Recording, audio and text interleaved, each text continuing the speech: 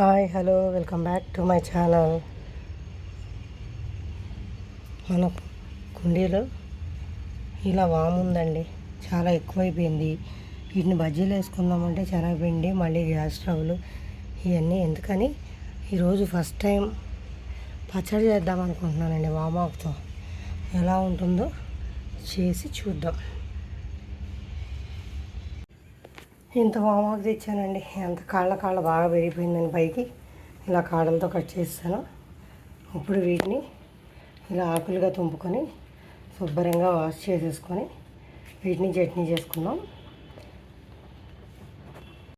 వామాకు మొత్తం వాష్ చేసేసుకొని ఇట్లా ఆకులు తీసేసుకున్నానండి. ఇందులో ఇప్పుడు ఎండుమిరపకాయలు వేసుకుందాం.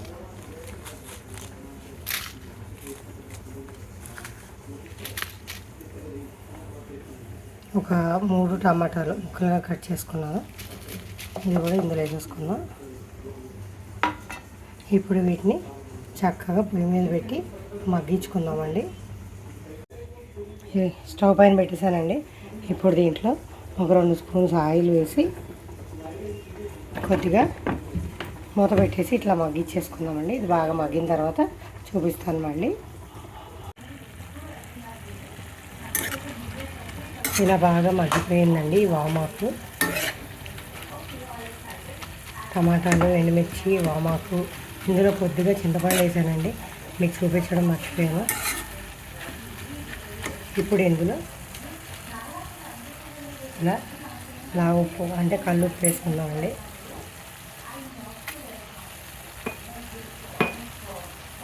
కొద్దిగా పసుపు,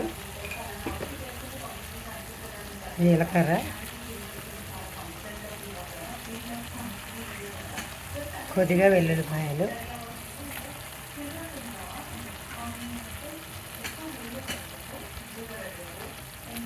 వీటిని ఇలా కొంచెం మగ్గనిచ్చి ఆరిపోయిన తర్వాత మిక్సీ చేసుకుందామండి.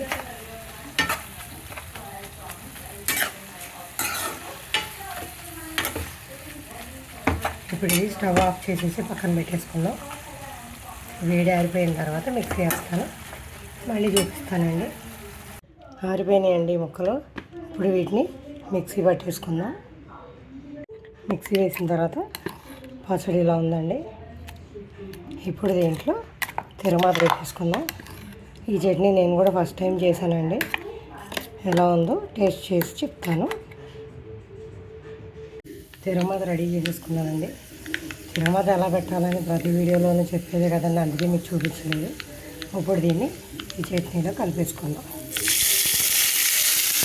వాము స్మెల్ ఏమైనా డ్యామేజ్ చేస్తుందేమో అని నేను కొంచెం ఫస్ట్లో అనుకున్నానండి, కానీ ఏమీ లేదు. టేస్ట్ చేశాను, చాలా బాగుంది. ఒకసారి మీరు ట్రై చేయండి. ఈ మధ్య మా వీడియోస్ కొంచెం లేట్ అవుతున్నాయండి, దయచేసి ఏమీ అనుకోవద్దు.